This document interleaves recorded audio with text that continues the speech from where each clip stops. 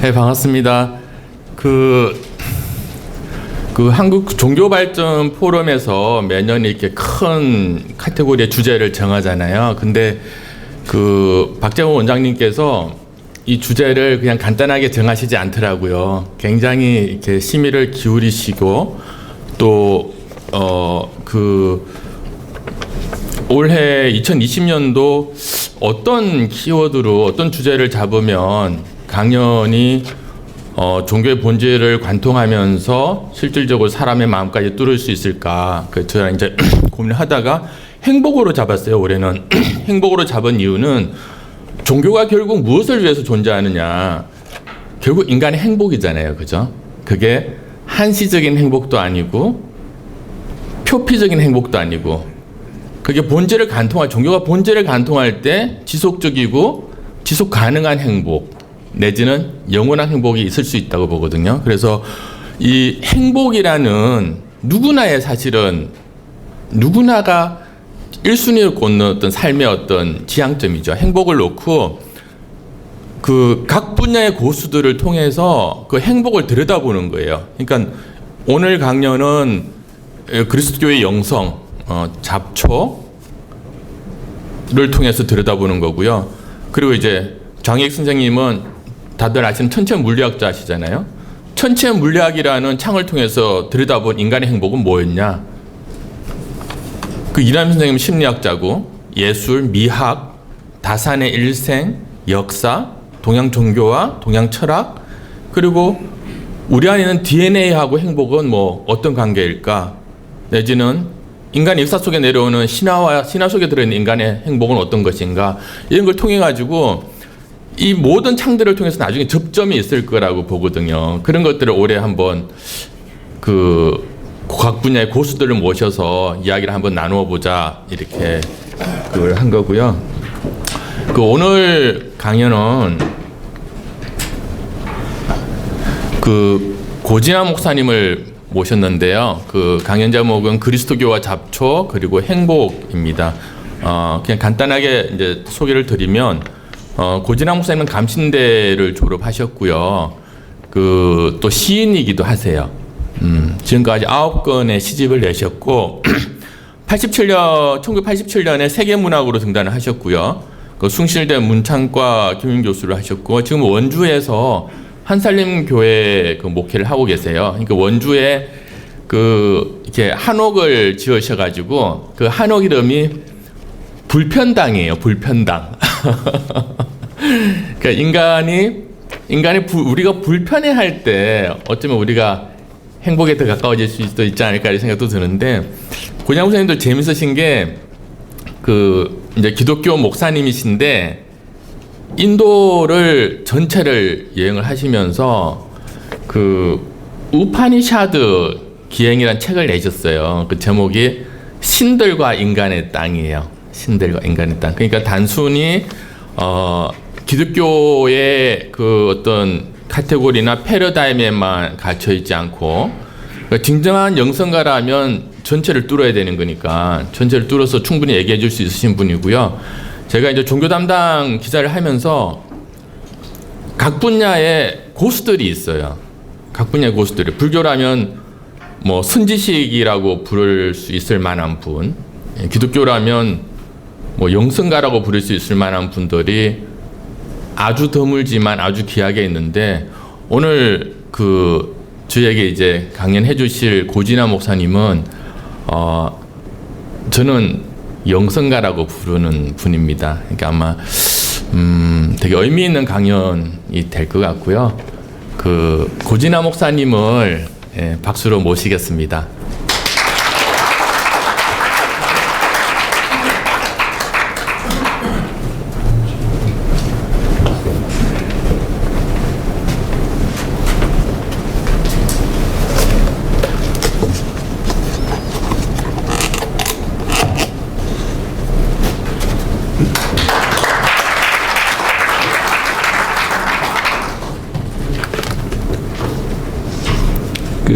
여러분 만나서 반갑습니다. 제가 강연 들어가기 전에 저희 가족이 잡초를 먹고 사는 가족이에요. 그래서 어쩌다가 그러다 보니까 TV에 몇 번 출연한 적이 있는데 아주 짧은 영상, 잡초 요리와 관련된 짧은 영상 하나 보시고 제가 곧 강연을 이어가도록 하겠습니다. 준비되셨나요?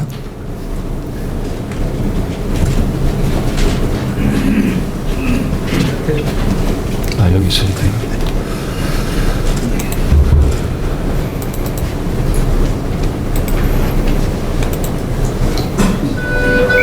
강원도 원주시 명봉산 아래 한적하고 조용한 시골 마을.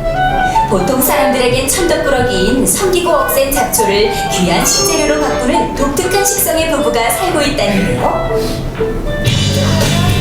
안녕하세요.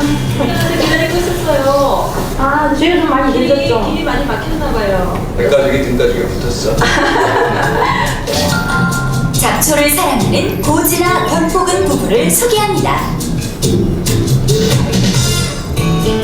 낡은 기둥과 흙이 드러난 벽체가 견뎌온 세월을 말해주는 낡은 하늘.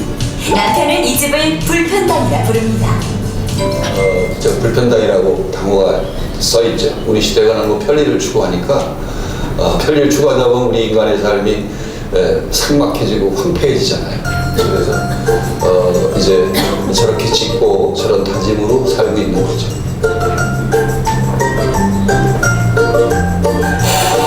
여기는 우리 집의 보물이죠. 이 집이 이제 60년이 훨씬 넘었으니까 저 대문도 60년이 넘은 거지. 모두가 조금이라도 더 편히 살기 위해 도시로 떠날 때 낡은 고택에 살기 불편한 집이란 이름을 짓고 삶의 터전을 옮겨온 부부. 대체 무슨 이유로 부부는 불편한 삶을 살고자 했던 걸까요?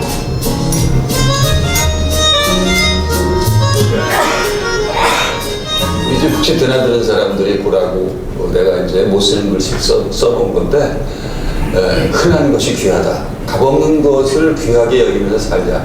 그런 다짐에서 저 글귀를 써서 이제 제 가슴에 품고 사는 제 삶의 모토지. 여보, 뭐해요? 빨리 갑시다. 자, 갑시다. 동이야, 집 잘 보고 있어. 엄마 갔다 올게. 어휴, 착하지. 집 잘 지키고 있어야지. 응. 하나 다러 가시죠? 뭐야, 뭐 꼭 토끼라도 잡으러 오는 거 같잖아? 자, 너희들 사냥을 또 왔구나. 저녁 찬거리를 구하러 집을 나선 부부. 채 몇 걸음을 가기도 전에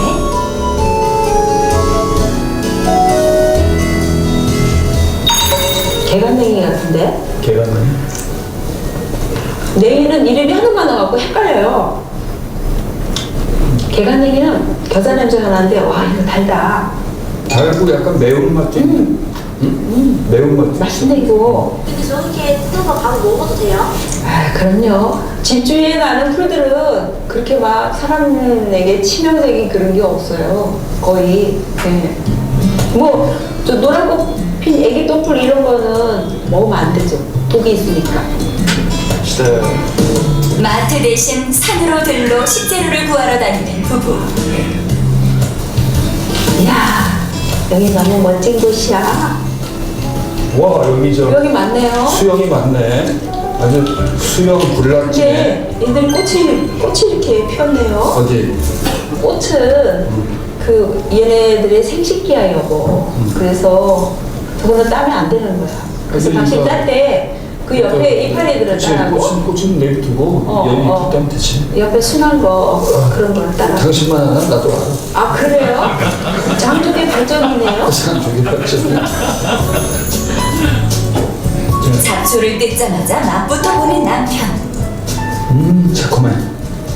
이름이 수영인데 새콤해.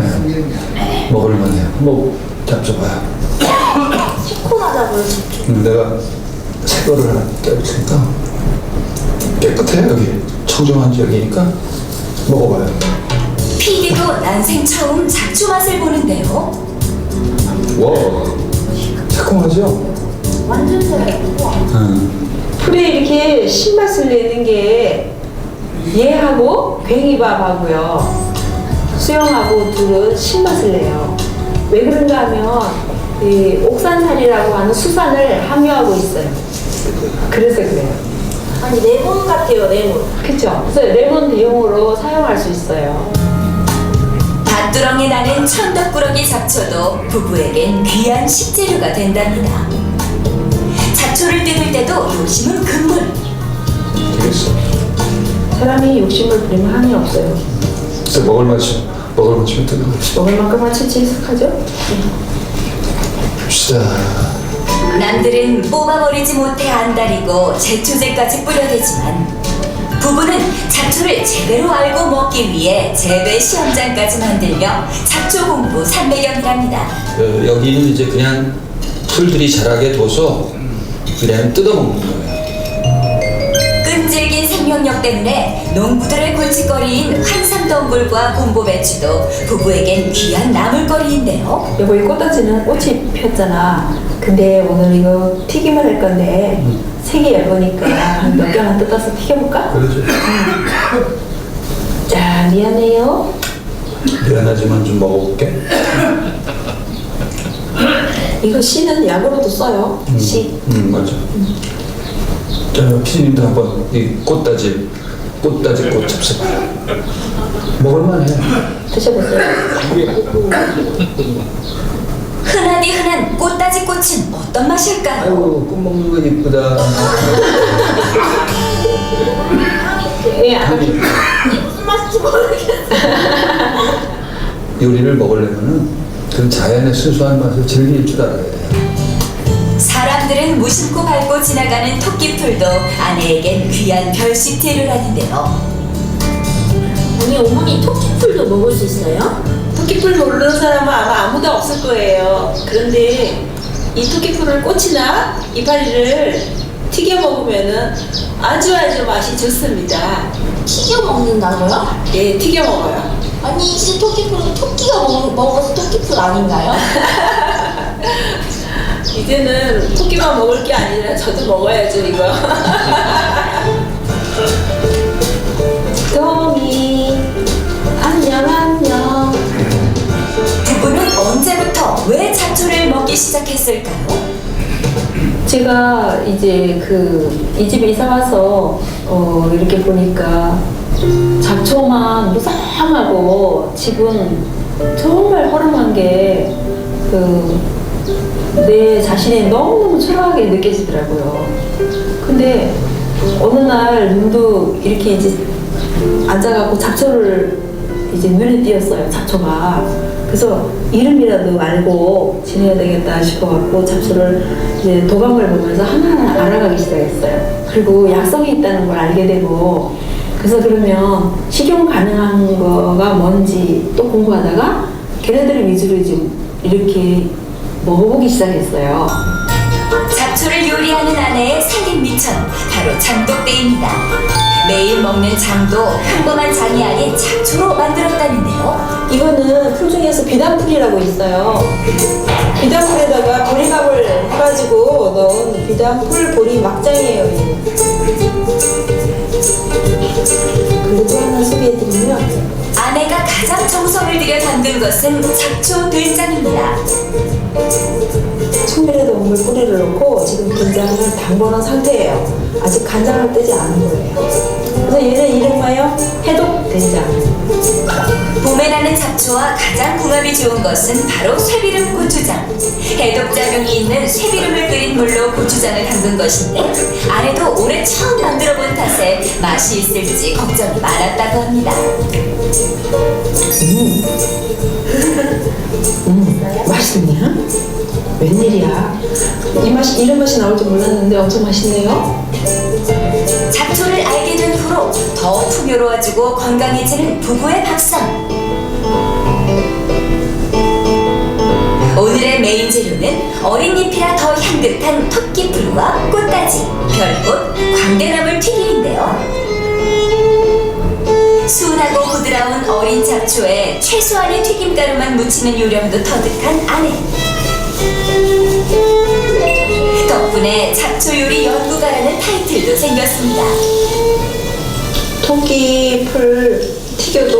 향기롭고 아주 맛이 좋아요.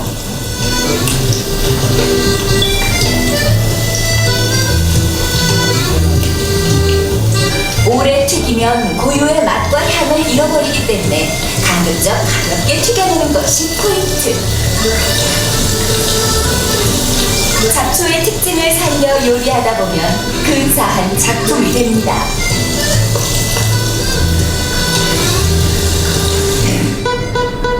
여러 종류의 잡초를 한 번에 데치는데요. 다 합쳐갖고 비록 데쳐도 이 나무를 딱 묻혀놓으면은 그 고유의 향들이 다 살아있어요. 그리고 서로도 잘 어울려요. 재료가 잡초이다 뿐이지 나물 무칠 때처럼 다진 파와 마늘을 넣고 쇠기름 고추장에 무치면 되는데 이때 한 가지만 주의하면 된답니다. 근데 여기다가 기름을 넣으면 고소하긴 해요. 그런데 본 재료의 맛이 좀 많이 줄어들어요. 그래서 기름 넣지 말고 그냥 고추장 넣고 기본 양념해서 무쳐서 드시면 향이 너무너무 그윽해요. 이렇게 준비한 잡초 식단으로 마당에서 식사할 준비를 하는데요. 모듬 잡초를 넣은 된장국과 쇠기름 고추장에 무쳐낸 잡초 무침, 향긋한 토끼풀과 봄꽃 튀김 등 새콤한 수염 감주까지 흔한 잡초들로 화려한 만찬을 차려냈습니다. 맛있다 이거. 흔한 잡초로 귀한 음식을 차려 감사한 마음으로 먹는 부부. 별꽃. 토끼풀 튀김도 맛있다 이거. 이거 토끼풀 튀김 드셔보세요. 이게 오늘은 그 잡초 튀김이 맛있어요. 그 토끼풀하고 꽃다지 꽃하고 별꽃 튀김인데 아주 맛있어요. 음식을 하느라 힘든 것도 이 맛있다는 한마디면 충분합니다. 기분이 좋죠. 원래 저희 남편이 소식인데다가 좀 깨작깨작거리는 스타일이에요. 그래서 왕짜증 나는데 어머니 진짜 잘 드시네요. 삼시세끼를 때우는 평범한 일상에서 흔한 것을 귀하게 여기며 살자는 약속을 지키며 사는 부부. 이렇게 하루가 저물어갑니다. 강원도 산골 마을엔 아직도 새벽이면 쌀쌀해지는 탓에 아궁이에 불을 떼야 하는데요. 이런 수고로움은 불편한 생활을 자초한 남편에겐 행복이랍니다. 나는 뭐 이게 불편하지 않고 참 좋아요. 그리고 아궁이 앞에 이렇게 앉아서 불 떼고 있으면 모든 그 시름과 근심을 다 잊어버리게 되고 그래서 편해요. 그러나 이런 생활을 위해 아내를 설득하는 과정은 쉽지 않았다는데요. 왜 나를 이 집에 데려와서 이렇게 고생을 시키느냐. 자기는 손가락 까딱 안 하고 죽으라고 싸웠어요 진짜. 우리 딸이 없었으면 아마 둘이 어떻게 됐을 거예요. 우리는 이거 절대 아니에요. 소원 한번 들어주자. 그리고 남편을 둘째 아들이라고 생각을 한 거예요. 그렇게 해가지고서는 제가 이제 다 그냥 접고 이사를 오게 된 거죠. 그때부터 이제 고생문이 열린 거예요. 그러나 불편당에서 산 지 어언 9년. 잡초로 새로운 요리를 개발하고 세상에 알리겠다는 목표가 생긴 아내는 잡초 요리사라는 새로운 삶을 살게 되었다는데요. 바로 이 맛이야. 오늘 처음 만들어본 요리는 레몬처럼 새콤한 수염잎과 고소한 마요네즈와 꿀을 넣은 수염 바게트. 수영 바게트바이네. 아내가 새롭게 개발한 요리를 가장 먼저 맛보는 것은 남편. 아내도 긴장 반 기대 반으로 남편의 평가를 기다립니다. 새콤해가지고 피로가 풀릴 것 같아요. 아내를 이렇게 자랑하면 팔푼이라 그랬지만 그 마법의 손 같아요. 그러니까 그 길가에 밭두럭에 있는 거잖아요. 이게 사실 사람들 쳐다보지도 않거든. 이게 이제 이렇게 먹을 만한 음식이 돼서 저는 참 행복하죠. 밤이 깊어졌다 아침이 밝아오는 불편당.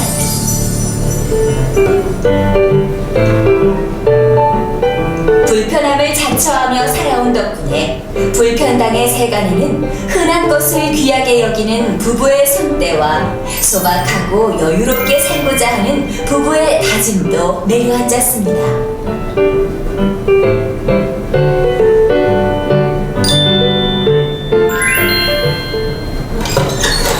여보, 내 차풀씨 뿌리고 올게요. 예, 저기 하나씩 꼼꼼하게 잘 뿌리셔야 돼요. 알았어요. 휘둘리지 말고. 아이고 잔소리구만. 아이고, 꼼꼼하게 봐야지. 알았어. 손이 안 나. 알았어요. 응. 잘 뿌리세요. 네. 남들은 뽑아버리지 못해 안달인 잡초를 심어 먹겠다니. 아이고 너를 심어보자. 지 풀하고 같이 키우는 거야. 이건 그 차풀씨예요. 이게 이제 일종의 사람들 잡초로 여기는 풀인데, 근데 이제 이거는 나한테는 아주 귀한 풀이에요. 요거는 작년에 씨를 좀 받아둔 거를 지금 뿌려놓으면은 가을에 수확할 수 있어요. 나는 이렇게 뿌려놓으면 그냥 내버려 두는 거예요. 그게 다른 풀하고 그냥 자라게. 그러니까 아주 그 게으른 놈이지. 흔한 것을 귀하게 여기고자 하는 마음을 먹으니 마당에 핀 천덕꾸러기 잡초도 귀한 식재료가 되고 약초가 된 것처럼 서로를 귀하게 여기며 살아가는 부부. 이제는 인생을 함께 살아가는 동반자이자 단짝이 되었습니다. 뭐 그동안에 살아온 것도 그 같은 방향을 보고 이렇게 살았는데, 지금 이제 늙음하게도 또 같은 방향을 보고 그 살게 됐고 앞으로 살아가게 될 것 같아요. 그 잡초를 세상에 널리 알리는 일을 위해서 그 둘이 손잡고 갈 거예요.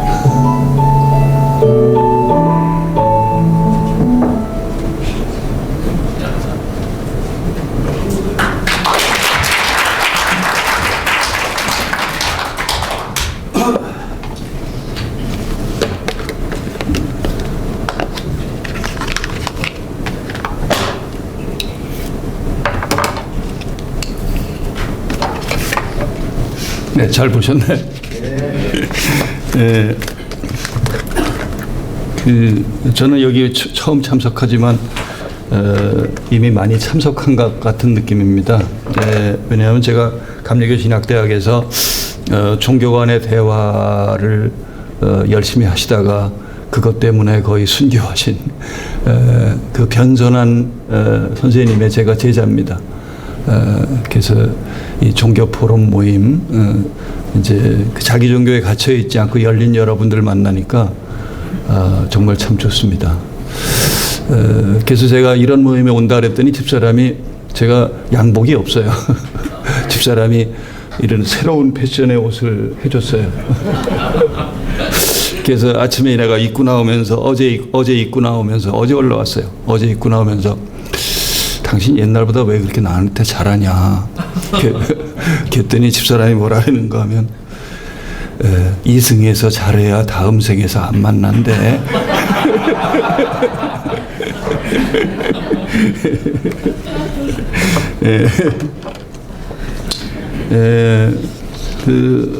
어쨌든 뭐 오늘 저 잡초와 그리스도교 행복 이걸 다 풀어야 되는데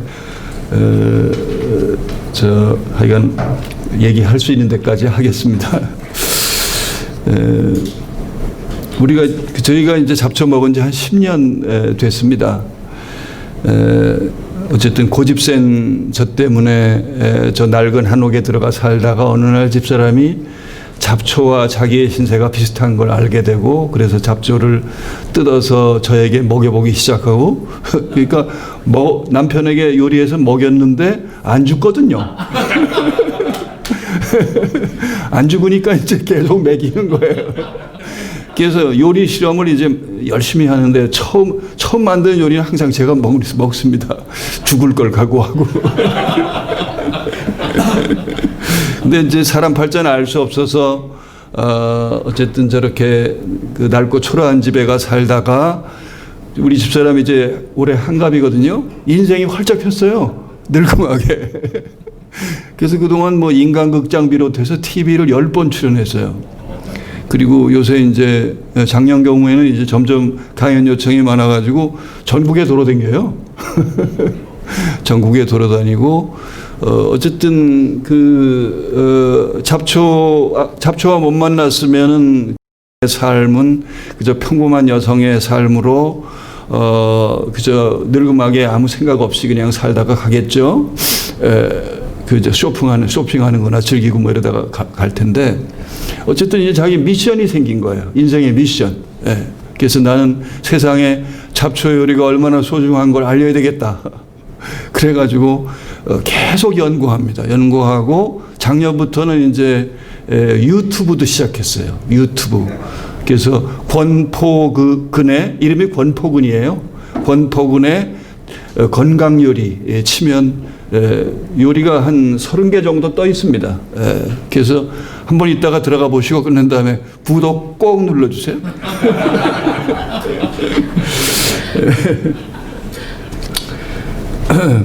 그 어쨌든 이렇게 불러주신 우리 박재갑 선생님에게 감사를 드립니다.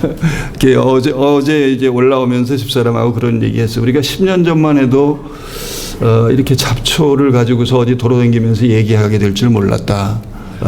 이제 집사람은 잡초 요리 어떻게 요리를 하는가 요리의 실제에 대해서 강연하고 저는 이제 부르면 뭐 가서 이름을 그냥 붙였어요. 그래서 잡초 인문학 뭐 이렇게 해서 강연을 하는데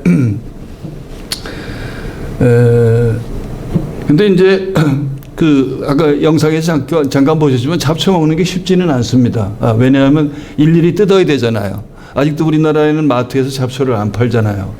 일본만 해도 마트에서 잡초 파는 잡초가 한 20가지 정도 된답니다. 근데 우리나라는 지금 뭐 쇠비름이나 민들레 정도밖에 안 나오거든요. 장날 가면 이제 시골 할머니들이 개망초 같은 거 이렇게 뜯어가지고 나오는 할머니들이 있어요. 근데 앞으로는 점점 늘어날 거라고 생각합니다. 이게 이제 잡초를 먹으려면 몸을 써야 돼. 그래서 저는 잡초가 있는 5월부터 10월까지는 매일 잡초 점심은 이제 집사람이 안 해주니까 집사람은 2끼 먹고 저는 3식이니까 3끼 먹거든요. 그래서 제 혼자 이제 점심을 해 먹죠. 그래서 쉬운 요리합니다. 잡초 비빔밥이나 아니면 잡초 비빔라면. 그래서 제가 라면을 1년에 한 200개쯤 먹습니다. 그래서 한 살림에서 이제 사리면 사다가 800원씩 하는데 그 사다가 잡초 우리 마당에 한 10분만 돌아다니면은 제가 먹을 수 있는 잡초 한 10가지 이상을 뜯을 수 있습니다. 우리 마당이 한 300평 되는데 뒤란하고 해서 그 마당에 자라는 잡초를 1년 내내 이렇게 하나씩 적어가면서 보니까 80종 정도의 먹을 수 있는 잡초가 자랍니다. 그러니까 우리 식구들은 여러분 기껏해야 마트에 가서 사다 먹는 채소 기껏해야 20가지 30가지밖에 안 됩니다. 근데 우리는 거의 80가지 정도를 먹는 거죠. 옛날에 이제 야생에서 살던 유목민들이나 아니면 원시인들이 그 채취해서 먹던 것처럼 옛날에는 훨씬 더 먹거리가 풍성했어요. 옛날 사람들은. 근데 지금은 이제 마트에서 재배하는 그 야채가 얼마 안 되니까 몇 가지 못 먹는 거죠. 아무튼 저는 그 잡초 먹고 건강이 굉장히 좋아졌습니다. 제가 50kg 몸무게가 50kg 조금 더 나가고 그래서 바짝 말랐었는데 잡초 먹고 한 10kg 늘었습니다. 한 10kg 늘고 어쩌다 이렇게 만나면은 사람들이 잘 못 알아봅니다. 제가 건강해졌어요. 그래서 제가 병원 안 간지 잡초를 먹기 시작하고부터 병원 안 갔어요. 안 간지 10년 됐습니다. 그러니까 잡초 먹은 지 10년 됐는데 병원 안 간 지 10년 됐어요. 뭐 치과나 이런 데 가지만 다른 건 안 가요. 내시경은 저는 평생 해본 적이 없습니다. 내시경을. 그래서 우리 부부는 언젠가 둘이 손잡고 다짐했어요. 우리 큰 병 걸리면 병원 가지 말고 집에서 죽자. 마음대로 들는지 모르지만 그래서 이제 잡초를 그러면 1년 내내 먹냐? 거의 1년 내내 먹습니다. 봄부터 가을까지는 직접 뜯어가지고 먹고요. 또 겨울에 먹을 양식을 저장을 해둡니다.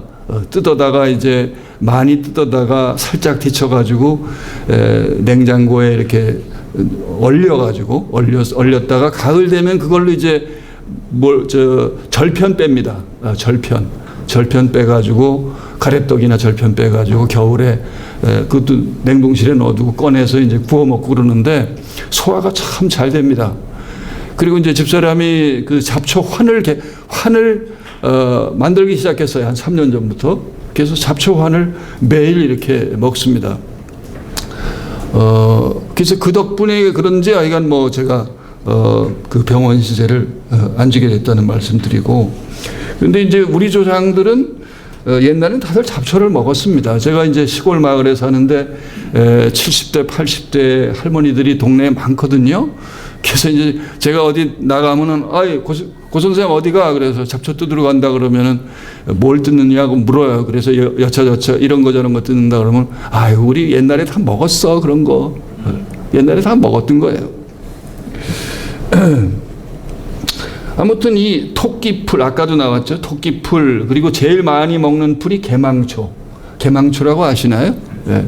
그 영상을 좀 띄워주면 좋은데 시간이 많지 않아서 개망초를 제일 많이 먹습니다. 이게 이제 맛이 순해요. 그래서 양념하는 대로 요리가 나오니까 개망초를 제일 많이 먹고, 그 다음에 쇠비름은 오메가3가 제일 많은 식물입니다. 쇠비름은 인터넷 같은 데서 팝니다. 그래서 오메가3가 제일 많은 식물인 쇠비름을 잡수려면은 사서 드시면 돼요. 근데 문제는 쇠비름 같은 거 요리하기가 어렵다는 거예요. 아주 좀 맛이 이상한 맛이 나와요. 근데 그거를 먹을 수 있는 어떤 양념을 넣으면 이제 쉽게 먹을 수 있는 요리를 그 포근 여사가 개발을 한 거죠. 그래서 뭐 아까 나왔던 괭이밥, 수영, 비단풀, 차풀, 질경이, 비름나물, 민들레 이런 여러 가지 풀들이 있는데 사실 이런 잡초들은 되게 다 흔한 겁니다. 흔한 거예요. 그런데 제가 잡초를 먹다 보니까 흔한 게 정말 귀한 거야. 어느 날 그런 생각이 퍼뜩 들었어요. 흔한 게 귀한 거야. 예. 그 흔한 거를 귀하게 안 여긴 결과 그 흔해 빠진 공기가 이제 귀해진 거죠.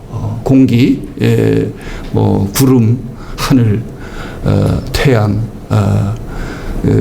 뭐 해와 달과 별 이런 거 얼마나 귀해요. 또 저녁놀, 아가의 미소, 엄마의 사랑 이런 거 귀하잖아요. 네, 그리고 여기 크리스찬도 계실 테니까 성령 얼마나 귀해요. 그 성령 말씀드리니까 제가 문득 생각이 나는데 제가 그 잡초를 먹은 이후에 어느 날 성경을 읽다가 보니까 성경이 다르게 보여요. 그래서 성경 누가복음 몇 장인지 지금 기억 안 나는데 구하라 주실 것이요 찾으라 찾을 것이요 문을 두드리라 열릴 것이라 그러고 끝에 가가지고 예수께서 뭐라 그러시는가 하면은 구하는 자에게 무엇을 주시지 않겠느냐? 크리스찬 없으신가요? 성령을 주시지 않겠느냐? 그렇게 나왔는데 그럼 구하는 자에게 어떻게 성령을 다 주시나? 그게 문득 의문이 생기는 거예요. 근데 그때 영감이 떠올랐는데 어떤 생각이 떠올랐는가 하면 성령? 하나님도 흔치 않은 것은 주실 수가 없어요. 흔하니까 주시는 거예요. 성령 아주 흔해 빠지잖아요. 좀 말이 이상하지만 흔하잖아요. 무소부재한다 그러잖아요. 어디든지 계시잖아요. 안 계신 곳이 없잖아요. 그러니까 하나님도 주실 수 있는 거죠. 제 얘기가 맞습니까? 교회 가서 얘기하면 아멘 하는데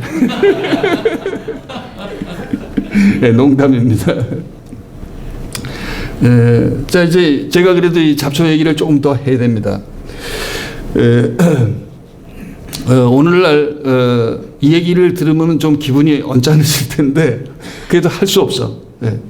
우리가 마트에서 사 먹는 먹거리, 이마트나 뭐 이런 대형 마트에서 사 먹는 먹거리 대부분 오염된 식품입니다. 농약 범벅이에요. 왜냐하면 우리나라 땅이 농약과 화학 비료로 완전히 오염되어 버렸어요. 예, 그리고 더 가슴 아픈 것은 농부들의 마음이 오염되어 있어요. 예, 시골 농부들 제가 우리 동네도 그래요. 자기가 먹을 거엔 약 안 뿌려. 자기들 먹을 거는 안 뿌려. 근데 파는 거는 억수로 뿌려. 고추가 다 익은 뒤에도 뿌리고 덜 익은 고추를 익게 하기 위해서 착색제를 또 뿌려. 그리고 그 마트에 나오는 대부분의 식물들은 어디서 키우는가 하면 비닐하우스 속에서 키웁니다. 속성으로 키워요. 그러니까 시금치를 노천에서 키우면 3개월 걸려야 수확할 수 있는데 비닐하우스에서 키우면 1개월에 채취합니다. 그러니까 풍부한 영양이 들어있을 리가 없는 거죠. 그 파이토케미칼이라고 하는 이 식물에 들어있는 영양소가 있습니다. 파이토케미칼. 파이토케미칼은 식물성 화학물질을 뜻합니다. 근데 이 파이토케미칼이 중요한데 왜 중요한가 하면은 여기 우리 박재가 의사 선생님이 계시지만 죄송합니다. 파이토케미칼이 왜 중요한가 하면 이게 항산화 작용을 해요. 항산화 작용이 뭡니까? 노화를 예방하는 거죠. 맞습니까? 그 다음에 면역력을 강화하고 또 항암 작용을 하고 해독 작용을 합니다. 그래서 식물 속에 들어있는 파이토케미칼이 중요한데 이게 어떤 식물에서 많이 생성이 되는가 하면 비닐하우스 같은 데 키운 식물에도 조금은 있겠지만 척박한 환경에서 자란 채소일수록 파이토케미칼이 더 풍부하다는 사실입니다. 그러면 어떤 식물에 풍부하겠습니까? 당연히 잡초 속에 풍부한 거죠. 이게 잡초를 먹어야 할 이유인 겁니다. 그래서 여러분들은 할 수 있으면 유기농으로 지은 식물을 드시고 잡초 먹기는 쉽지 않잖아요. 일부러가 뜯어야 되니까. 그리고 아까 말씀드린 것처럼 민들레나 쇠비름 같은 경우는 채취해서 파는 사람도 있으니까 이런 거 좀 많이 섭취하시면 좋겠습니다. 그리고 이제 잡초가 저에게 소중한 또 하나의 이유는 뭔가 하면 그 GMO라고 혹시 들어보셨나요? 유전자 변형 식물, 농산물 또는 유전자 조작이라고도 부르는데 지금 우리나라 큰 대형 마트에 나오는 식품이 대개 미국 같은 데서 수입한 GMO 수입 농산물로 만들어진 것들입니다. 거의 90% 이상 그렇다고 보면 돼요. 그러니까 가장 기본 양념인 된장, 고추장, 간장, 그 다음에 국수, 라면, 과자, 그 다음에 온갖 기름들 말이죠. 기름, 콩기름, 유채기름, 이렇게 기름. 그래서 대부분의 식품이 GMO 농산물로 만들어진 겁니다. 대표적인 게 이제 GMO 농산물로 대표적인 게 옥수수하고 콩이죠. 옥수수하고 콩. 이거 정말 이 얘기는 정말 제가 안 할 수가 없습니다. 이 얘기를 요새 하면서 이 GMO 생각하면 잠이 안 옵니다. 저는 GMO 이제 먹다가 좀 이따 가도 괜찮아요. 근데 우리 자식들, 손주들 생각하면 이제 이게 가슴이 아픈 거죠. 그래서 이 얘기를 제가 어디 가든지 요새 꼭 합니다. 그리고 밀 같은 경우는 어떻겠나? 밀은 이제 GMO를 만들지 않았습니다. 유전자 조작해서 만들지 않았어요. 근데 이놈은 밀을 수확할 때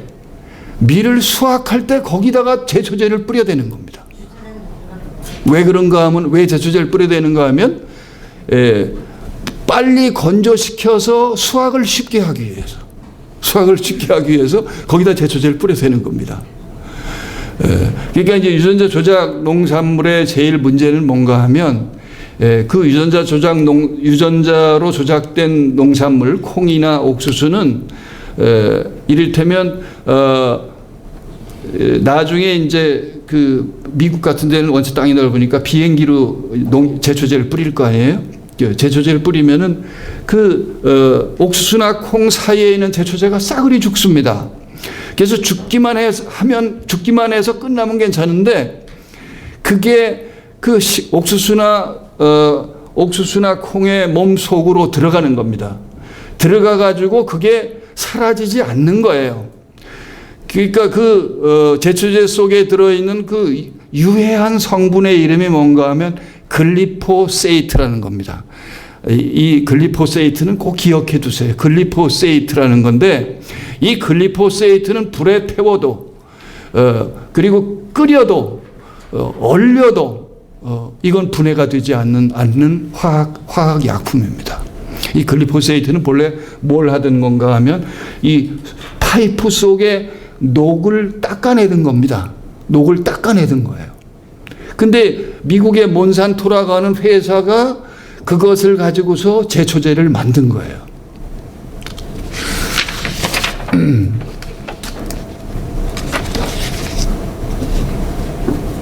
그러니까 이 글리포세이트는 뭔가 하면 생명을 죽이는 물질입니다. 여러분 시골 혹시 거니시다가 식물이 노랗게 타들어가는 거 보셨죠? 예. 이 제초제 뿌리면 금방 안 죽습니다. 여러 날에 걸쳐서 노랗게 타들어가면서 이게 죽습니다. 예, 제가 강릉에서 목회할 때, 시골에서 목회할 때 우리 교인 아들 하나가 망나니가 하나 있는데 걔가 제초제 먹었어요. 근데 빨리 안 죽어. 20일 지나 죽더라고. 20일 지나서. 근데 그 식품 속에 들어있는 글리포세이트, 이것을 먹어도 우리가 당장 죽지는 않는데 서서히 죽게 만듭니다. 당장 죽지는 않아요.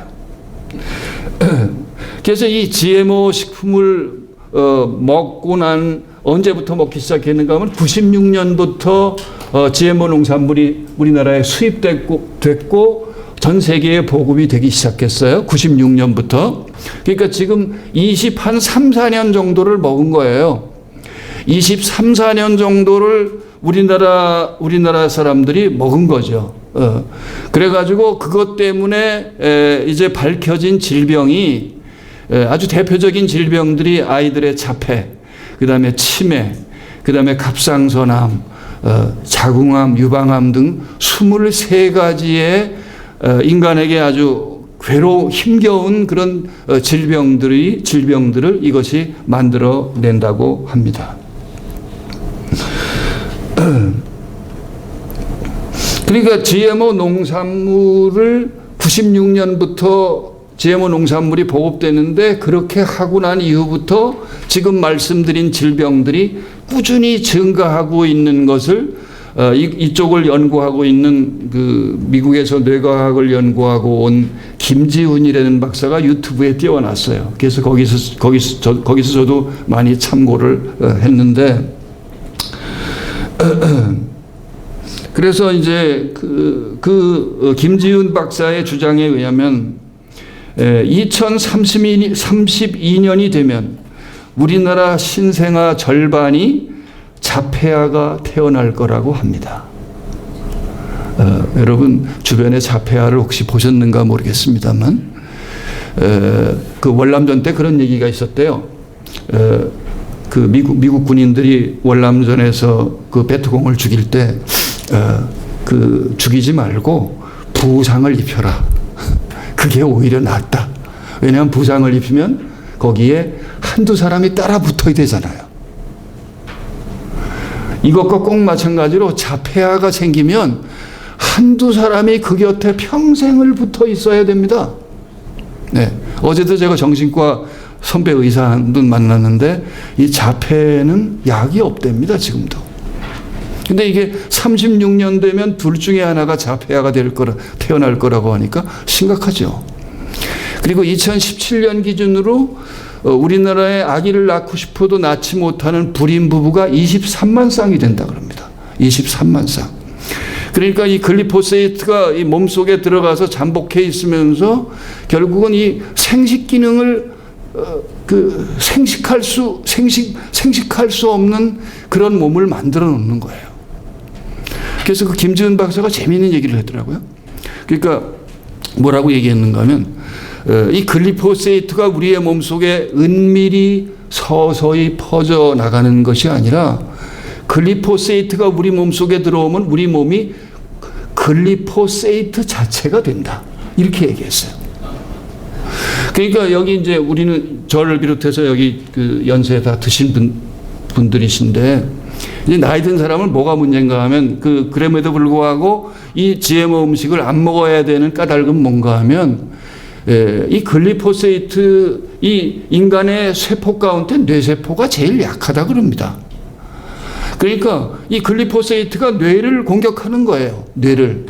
그래서 이제 치매를 만들고 그 다음에 아까 자폐를 만들고 그리고 이제 노인들 경우에는 치매를 만드는 거죠. 지금 치매 환자들도 그 기하급수적으로 늘어나고 있습니다.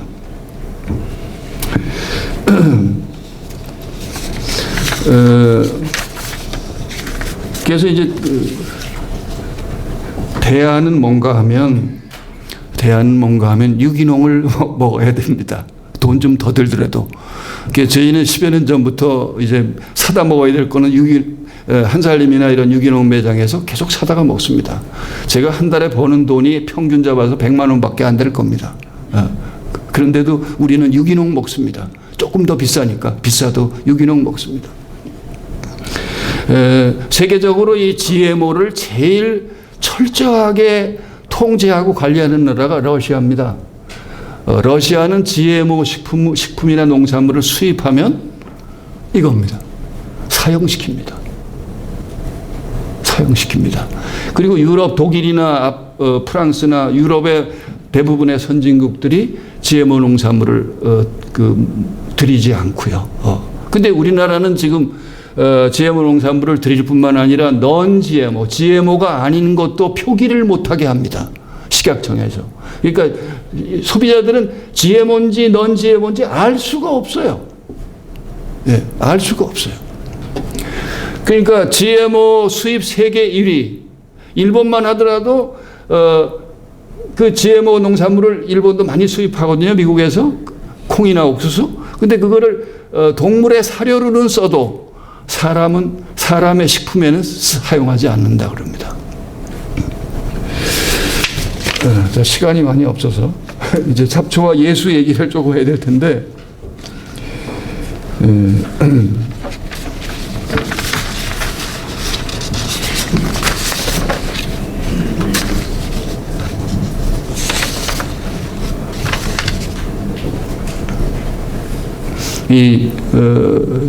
저는 굉장히 어떻게 더군다나 잡초하고 살다가 보니까 신비주의자가 됐습니다. 옛날 인디언들의 문헌에 보면은 어떤 사람이 아파. 백성호 기자가 아파. 그러면 백성호 기자의 병을 치유할 풀이 백성호 기자의 집으로 날아온다는 거죠. 백성호 기자가 알 수 있는 곳에 그곳으로 풀씨가 날아온다는 거예요. 근데 이거를 저는 우리 집에서 몸소 체험합니다. 우리가 필요로 하는 풀이 날아옵니다. 지난해에는 그렇게 질경이가 우리 집에 많았어요. 예. 그러니까 이 질경이는 어쨌든 이 간을 튼튼하게 하고 눈을 밝게 하고 이런데 좋은 그 약초거든요. 질경이는 뭐 거의 이렇게 만병통치약이라고 얘기합니다. 질경인지 발에 짓밟히는 주로 길바닥을 서식지로 하는 식물이잖아요. 예. 근데 이게 필요로 하면 날아옵니다. 이제 집사람이 무릎이 좀 안 좋은데, 그 집안이 좀 습해요. 그러니까, 어느 해에는 보니까, 무릎에 좋은 우슬초라고 하는 풀이 잔뜩 날아와가지고, 씨가 날아와가지고 우슬초가 잔뜩 돋아났어요. 우슬초를 쇠무릎이라고도 그럽니다. 쇠무릎이라 그러는데, 집사람이 이제 가을에 그거 뿌리까지 캐가지고 뿌리를 넣고서, 닭죽을 해서 먹었죠. 그거 뿌리를 넣고서. 그러고서 이제, 그 무릎이 안 좋았던 해에는 그걸 겨울에 자주 해서 먹었어요. 그리고서 굉장히 많이 무릎이 호전이 됐는데, 그러니까 신기한 건 말이죠. 우리가 이건 깨달은 건데요. 습한 곳에서 병이 생길 수 있어요. 근데 습한 곳에 생기는 병을 치유하는데 필요한, 그러니까 습한 곳에서 생긴 병을 치료하는 풀은 습한 곳에 자란다는 거예요. 참 신비롭더라고요. 예. 아까 말씀드린 우술초 같은 게 대표적인 겁니다. 아무튼 이 잡초는 저희는 이제 이 잡초를 잡초라고 안 여기고 약초라고 여기는데, 잡초는 자기 몸속에 다른 생명을 치유할 근원적인 힘을 품고 있습니다. 앞에서 이제 GMO 식품의 위험성에 대해 말씀드렸는데, 저희 집사람하고 저하고 이제 공부하면서 GMO 식품의 독을 해독할 식물을 찾아냈습니다. 이게 천기누설인데. 여러분, 민들레 구할 수 있으면 닥치는 대로 뜯어 잡수십시오. 그 사설에도 먹으십시오. 이게 GMO 식품을 먹은 몸속의 글리포세이트를 해독하는 힘을 가지고 있다고 합니다. 또 하나는 우엉입니다. 우엉. 그래서 요즘에 우엉은 차로도 나오죠. 우엉 많이 잡수시고요. 그리고 5년 이상 된 시골에서 담근 된장, 고추장, 간장. 시골에서 담근 5년 이상 된 거. 그리고 또 하나만 제가 천기누설을 하면, 여러분 이 항아리를 빚을 때 쓰는 백토라는 게 있죠. 백토. 주로 저기 경기도 여주 이천 쪽에 백토가 많다 그러는데, 그 제초제 먹고 죽어가던 사람에게 저 백토물을 우려서 먹여서 낫는 경우가 많다고 합니다. 그러니까 그게 결국은 글리포세이트를 해독한다는 거죠. 그러니까 지구에 병이 있으면 지구에 꼭 약이 있다는 거죠. 네.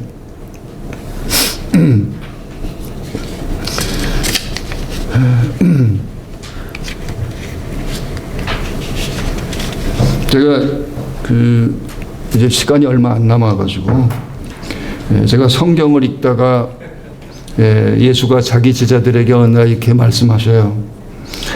나는 하늘에서 내려온 떡이니 나를 먹어라, 이렇게 얘기하십니다. 그러면 인육을 먹으라는 말이야. 그래서 교회에서는, 성당에서는 뭘 합니까? 어떤 나를 먹으라고 하는 예수의 말씀을 받들어서 이제 빵과 포도주로 대신하죠. 근데 왜 예수께서 나는 하늘에서 내려온 떡이 나를 먹으라고 말씀하셨을까? 예수라고 하는 존재 안에 치유의 에너지가 있었기 때문에 그런 말씀을 저는 하셨으리라고 생각합니다. 아까 우리 집 여기 영상 속에 부엌에 밥상이 약상이다 붙여놓은 거 보셨죠? 밥상이 약상이다. 그러니까 식즉약, 이거 옛날부터 내려오던 말입니다. 식즉약. 그러니까 먹는 것이 곧 약이란 말이죠. 아침에 여러분들 뭐 인삼죽인가 뭐 잡수던데, 그 먹는 것이 곧 약입니다. 약이 약방에만 있는 게 아니라 매일 먹는 밥상의 그 음식물이 사실은 약입니다. 그걸 우리가 매일 꾸준히 안 먹으면 몸이 상하는 거죠.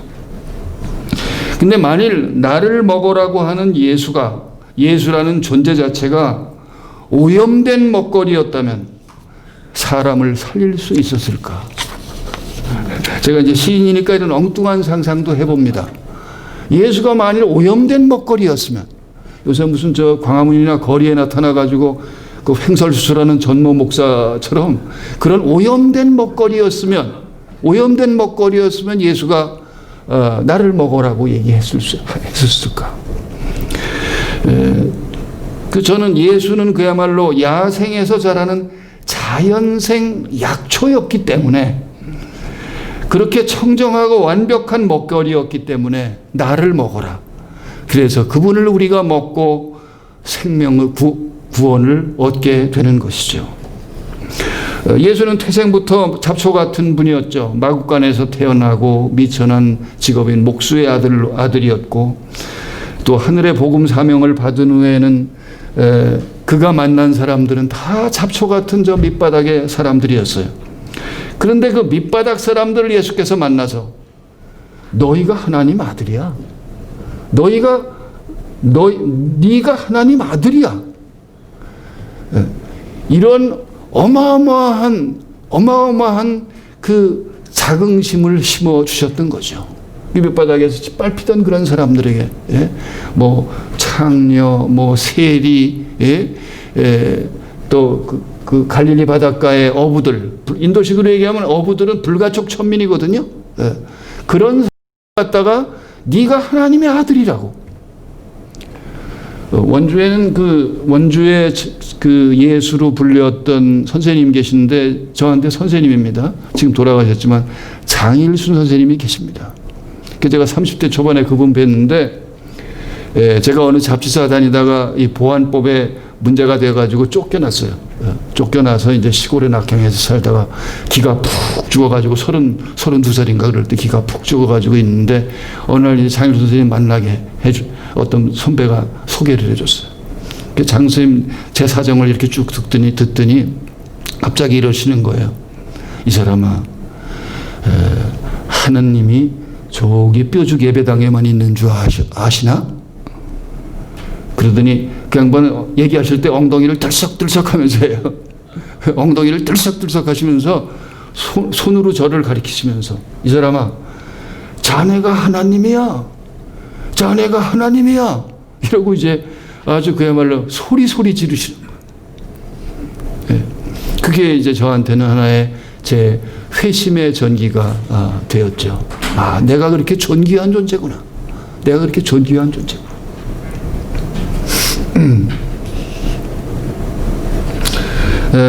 제가 예수께서 거친 광야에서 수도를 했듯이 저의 광야는 저 잡초가 널린 들판입니다. 저는 그 잡초를 듣다가 보면 생명이 얼마나 존귀한가를 깨닫고 저 역시 잡초와 같은 생명의 일부라고 하는 겸허에 이르게 됩니다. 그래서 잡초는 저에게 야생의 회복을 저에게 속삭입니다. 야생을 회복해야 된다. 야생을. 그래서 이제 하여간 나무와 풀과 꽃과 새와 얘들이랑 가깝게 지내려고 애를 씁니다. 그리고 야생을 회복하려고요. 그 이제 저희 집에는 아직도 이제 요강 사용하고요. 아궁이에 불 떼고 그리고 그 텃밭에 사피나 이런 거 사용하지 않고 그냥 그야말로 이제 아주 게으른 농부로 그렇게 그 자연 농법을 그렇게 하고 있습니다. 자, 지금 시간이 넘었죠.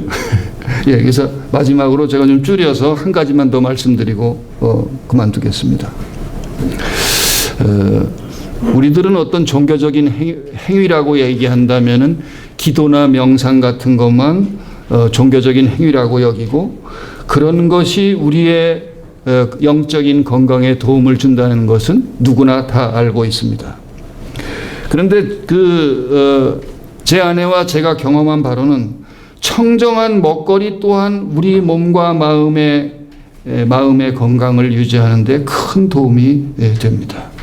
그러니까 아까 GMO 농산물 얘기를 했지만 그 GMO 농산물을 계속해서 먹는 사람들 속에는 사람들의 마음과 영혼 속에는 이를테면 우울증, 지금 우울증 환자가 심각하게 많다고 얘기하는데 어제 그 정신과에서 만났더니 우울증 환자가 어마어마하게 많다 그러는데 그거는 단지 여러 가지 까닭이 있겠지만 저는 먹거리와도 문제가 있다고 생각합니다. 그러니까 아까 말씀드린 GMO의 GMO의 농산물에 포함된 글리포세이트가 장 속으로 들어가면 장내 유익균을 다 죽이는 거죠.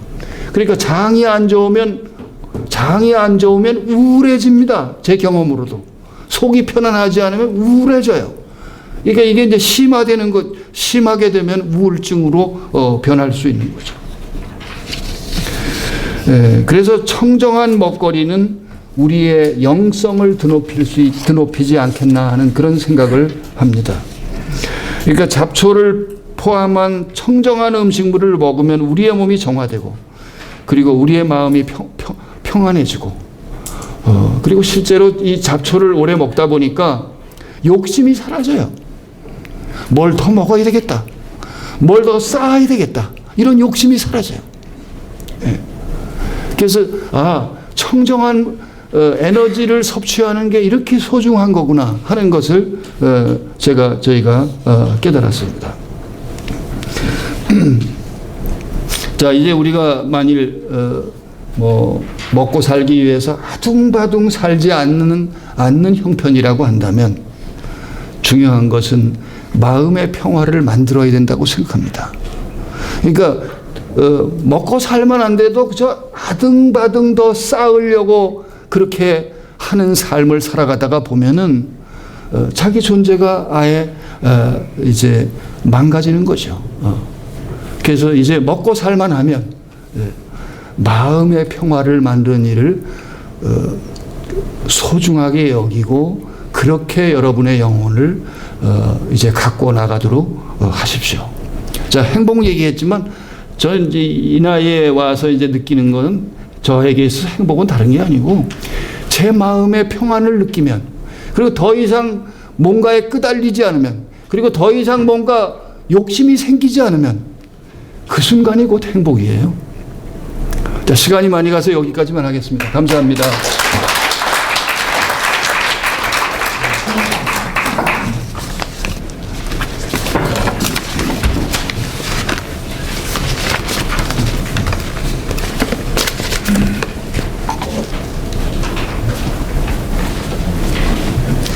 네, 고재남 목사님 강연 감사히 잘 들었습니다.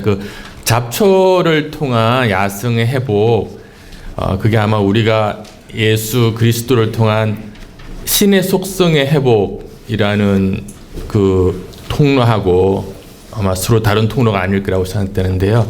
오늘 원주에서 멀리 오셔서 아침 일찍 강의해 주신 고진아 목사님께 다시 한번 박수 부탁드립니다.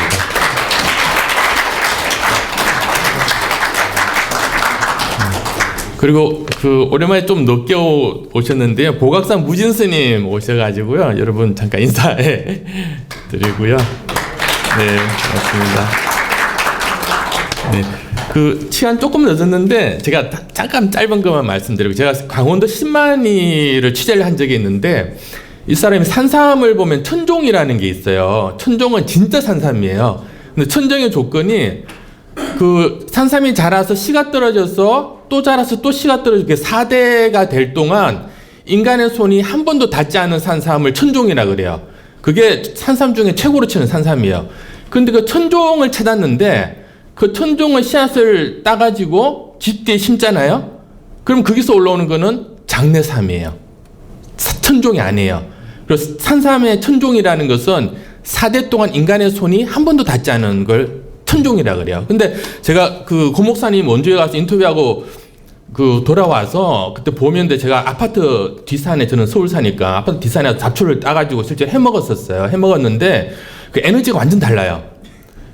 마트에서 파는 이렇게 채소들 있잖아요. 그하고 에너지가 달라요. 한번 해보세요. 봄 되면 한번 해보세요. 다는데 그때 제가 들은 생각이, 이 잡초는 몇 대째 인간의 손이 닿지 않고 계속해서 자라났을까라는 생각이 들더라고요. 그러니까 그게 4대를 넘어서 훨씬 더 오랜 세대를 인간의 손이 닿지 않고 하면 자랐을 것 같아요. 그러니까 잡초야말로 정말 산삼 중에 산삼일 수 있고, 산삼이야말로 잡삼 중에 잡삼일 수 있다, 이런 생각이 들더라고요. 네, 지금 나오셔서 기념 촬영 하시고요. 그리고 시간이 되시는 분은 여기 옆방에서 오늘 강연하신 고진영 목사님하고 좀 더 이렇게 질의응답 더 가지는 시간 갖도록 하겠습니다. 네, 앞으로 나오셔서 기념 촬영 하겠습니다. 보면은 공장에서 기계식으로 아주 그 스트레스와 이런 것들을 가장 잘하고 있는 그 동료들을 보면서 이제 스스로 택한 비건이 됐다 하더라고요. 육식을 아예 끊었다 그러는데, 또 양계장에서 자라는 닭들은 낮과 밤을 혼돈시켜서 사실은 뭐 20개만 정상적인 상태에서는 낳을 수 있는 달걀을 뭐 40개, 50개씩 뽑아내는 그러한 그 동물이 받는 스트레스와 앵거 이런 것들이 그대로 인간한테 전이되는 그러한 그 먹거리 환경이 바람직하지 않은 것은 너무나도 당연한 것 같습니다. 그런데 사실은 저희 보통 사람들은 그 잡초에서의 어떤 그 약초의 효능을 발견할 정도의 경제적, 시간적 여유도 없고, 또 유기농 어떤 이제 서민의 입장에서 보면은 유기농 같은 것들을 선택적으로 사서 먹을 정도의 어떤 경제력이 또 뒷받침되지 않을 때도 있고, 또 이제 그 동물성 그 고기 반찬도 더 말할 것도 없는데, 모든 것들은 사실은 자기의 정성과 경제력이 뒷받침되지 않으면은 어떠한 그 건강한 소비도 할 수 없는 그러한 현실에 대해서는 어떤 생각을 가지고 계신지 좀 궁금합니다. 그 어려운 질문입니다.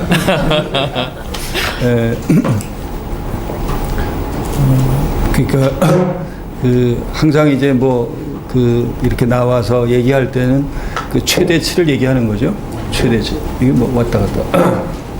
최대치를 얘기하는 건데, 그러니까 우리가 그 최소치의 수준의 어떤 그 삶의 자세만 가져도 훌륭하지 않을까, 저는 그렇게 생각합니다. 그러니까 저는 이제 환경이 지금 시골이고, 또 저희 마을 같은 경우에는 논 같은 경우는 유기농을 해요. 그러니까 우렁이 농법으로 유기농을 하니까 제초제를 안 치죠. 그래서 저희 동네 논 99마디기쯤 되는, 그러니까 논두렁이 많다는 얘기죠. 거기는 다 제 땅이라고 제가 동네 사람들한테 그러는데, 그 논두렁에 나는 풀들 내가 다 뜯어먹거든요. 그러니까 이제 그런 그 환경에 있으니까 저는 이제 그렇게 살 수 있지만, 그리고 이제 그렇게 살아보면서 아, 이렇게 사는 것도 가능하구나.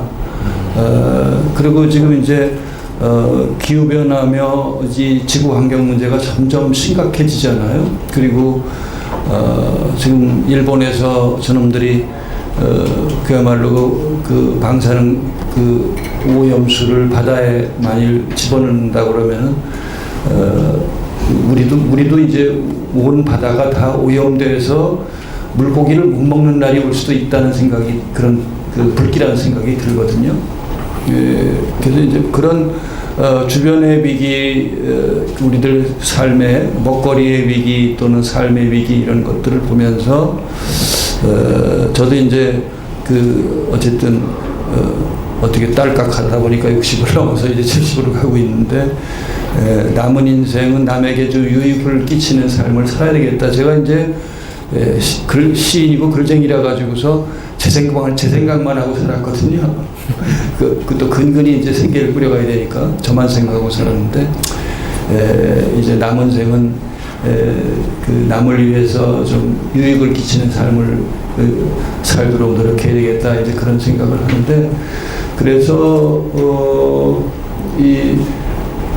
그래서 이제 이 먹거리의 문제, 또 이 먹거리의 오염으로 인한 질병의 문제, 이런 쪽으로 이제 나름 공부를 꽤 하고 있습니다. 그래서 지금 뭐 제가 쓸데없는 얘기 하는 것보다는 해독제를 하나 더 가르쳐 드릴게요. 해독제. 그러니까 배탈이 났거나 그러니까 식중독이거나 아니면 미세먼지도 도움이 될 텐데, 그 아주 좋은 해독제가 있습니다. 그게 뭔가 하면 갈대뿌리입니다. 갈대뿌리. 옛날에 시골엔 거지들이 많았잖아요. 옛날에 시골의 거지들이. 옛날 시골 거지들은 동냥하다가 보면 쉰 음식도 뭐 얻어서 먹게 되거든요. 쉰 음식 먹으면 식중독 걸리잖아요. 그런데 얘들은 해독법을 알았던 거야. 개울가에 가가지고 그 개울가에 많잖아요. 그 갈대가. 갈대 뿌리 캐가지고서 그거 따려 먹으면 바로 나버리거든요. 저희는 직접 해봤습니다. 근데 갈대 뿌리 캐기가 어려워요. 갈대 뿌리. 쇠수랑 삽, 뭐 하여간 온갖 도구 다 가지고 우리 딸내미하고 집사람하고 셋이 가가지고 4시간 동안 요만큼 캐왔어요. 그러니까 이게 그 돌자갈 밭 속에 뿌리가 뻗어 있어가지고 캐기가 쉽지 않아요. 근데 나중에 보니까 인터넷에서 파는 거 사는 게 싸더라고. 갈대 뿌리 차도 팝니다. 근데 그게 살짝 볶아가지고서 먹으면 아주 구수해요. 구수하고. 그래서 그거는 여러분 상비약으로도 꼭 사서 보관해 두십시오. 너무 많이 먹으면 안 좋고요. 그게 이제 성질이 좀 차서 너무 많이 먹으면 안 좋고, 어쨌든 식중독이나 뭐 이런 거 걸리면 아주 지켜옵니다. 그거 먹으면 바로 나버립니다. 자, 이제 이런 얘기는 하는 게 좋습니다. 이렇게도 살 수가 있구나 하는 걸 터득하셨다고 그러는데, 예. 그 말씀하시는 중에서 생선과 육식은 전혀 언급을 안 하셔서, 예. 그것을 잡수시는지, 잡수시면 얼마나 가끔 잡수시는지 좀 예. 그 가끔씩 먹습니다. 가끔씩 단백질이 필요할 때 가끔씩 먹고요. 부득이하게 또 이 외국 사람들 만나면 먹어야 될 때가 있잖아요. 근데 이제 되도록이면 이제 그 채식 위주로 하려고 노력을 합니다. 예. 예. 마이크 생긴 육성을 할게요. 예. 예. 저는 예비역 해군 준장 김성재고요. 예. 아침에 잠깐 예. 요새 뭐 TV들을 안 보더라도 미스터 트롯이라는 프로그램 잘 보신대요. 그 프로그램은 대략 한 소절만 부르면 패스냐 페일이냐로 누르시더라고요. 저는 목사님 오늘 그 강의하신 내용 제목 보고 사실은 이거 참석했던 눌렀거든요. 그리스도교와 잡초 그리고 행복 써 있는데, 통상적으로 개신교를 기독교라고 많이 하는데 그리스도라고 쓰셨길래 목사님은 대략 어떤 생각을 갖고 이렇게 올리셨는가 하는 생각이 처음에 들었어요. 그러다 들었던 이유는 뭐 이거 답변 알려주셔도 없고요. 제가 질의하고 싶은 건 이런 겁니다. 요즘 저는 아까도 군생활을 오래 하고서 나와서 경제나 정치 이런 거 잘 몰라요. 근데 지금이 이제 1월 달이다 보니까 또 올해 이제 서울 구정도 1월 달에 같이 있고, 그러니까 한 달 내내 뭐 새해 복 많이 받으세요 또는 뭐 복 많이 받으세요 이렇게 덕담 많이 나누잖아요. 오늘도 이제 많이 만나시는 분들 중에서 그런 얘기를 하셨는데, 저는 사실 그렇게 얘기를 못해요 요즘. 왜? 그저 건강하십시오.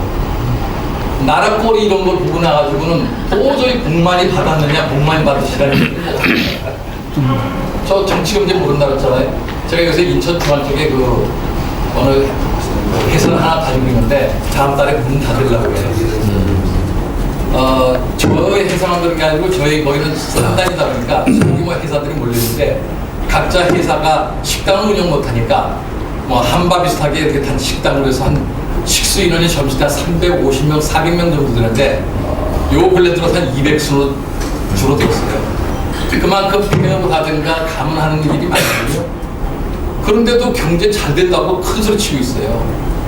또 부동산 저것도 보면 저희 아들이 이제 강릉 쪽으로 이사를 갔는데 학교 도저히 안 되니까 갔는데 걔 이사 오면서 전세값이 2억이 올랐다는 거예요. 그런데도 부동산 대책 문접 다 잘 잡는다 이런 식으로 얘기하니까 이걸 들으면서 우라가 친구 분해지는 거예요. 지금 현대 사회는 저도 이거 지그리그리니까 제가 말할게요. 그런 상태다 보니까 제 상태는 어떠냐?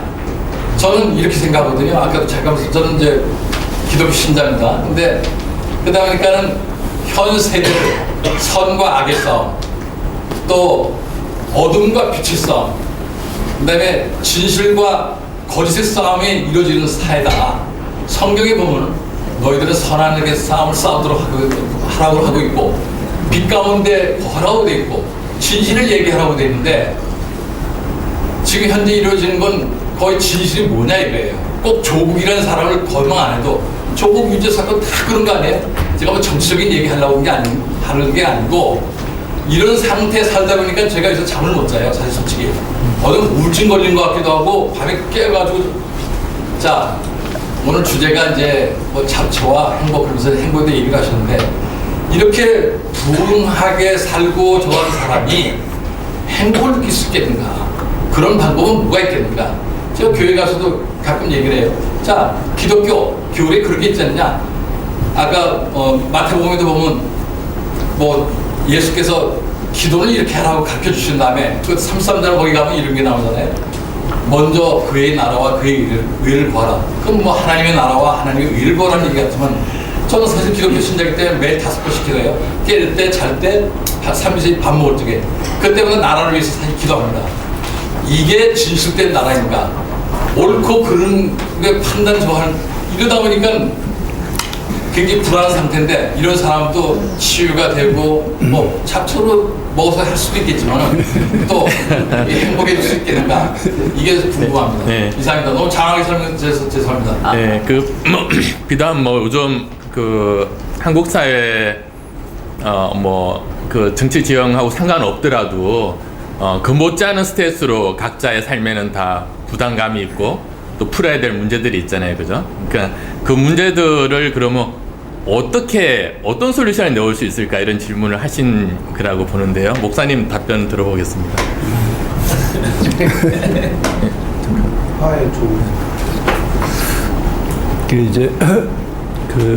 제가 지금 하신 말씀에 대해서 제대로 답변을 할 수가 없을 것 같고요. 그냥 하세요. 네. 예.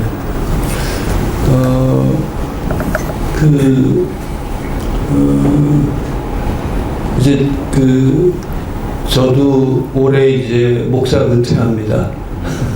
목사 은퇴하고 은퇴한다고 생각하니까 한편으로는 무거워지기도 하고 한편으로는 가벼워지기도 해요.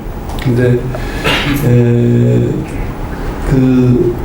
이제 은퇴할 텐데 내가 가벼워져야지 또 무거워지면 안 되지 이런 생각을 하거든요. 그래서 이를테면 지금 나라 얘기하셨는데 저는 앞으로 내가 뭘 주장하거나 노력해서 얼마나 세상이 바뀔 건가, 그리고 내가 빠져도 잘 될 수도 있을 거야. 그런 일에는 저는 끼지 않으려고 합니다. 그러니까 이제 나이 먹으면 내 몸을 건강하게 간수하는 것도 힘들잖아요. 그래서 물론 선생님 이제 에너지가 많으신 분들은 나 자신 말고도 더 큰 것을 대의를 위해서 이렇게 할 수도 있지만, 그래서 이제 대의를 위해서 사는 게 뭔가 이런 생각도 많이 해보는데, 내가 내 에너지와 또 내 노력과 내 수고로 정말 지금 내 앞에 있는 이런 문제가 바뀔 건가? 그래서 이제 사실은 저도 이제 그동안 살아오면서 이를테면 안 바뀌는 것도 많이 봤거든요. 내가 그렇게 노력했는데도 안 돼. 그래서 이제 그런 부분에 안 되는 부분에 대해서는 나는 저분에게 맡겨야 된다고 생각해요. 그래서 저는 제가 이제 시 쓰는 사람들에게 그런 얘기 하는데, 내가 뭘 다 바꾸고 다 할 수 있다고 생각하지 말고 저 모름의 신비 앞에 나를 던지고 살아가는 겸허한 자세가 필요하다. 이런 얘기를 이제 시 쓰는 사람들 앞에도 하는데, 그냥 여러분들 앞에서도 제가 그 얘기만 하고 맞추려고 그럽니다. 잡초 처방은 없습니까? 있습니다. 예.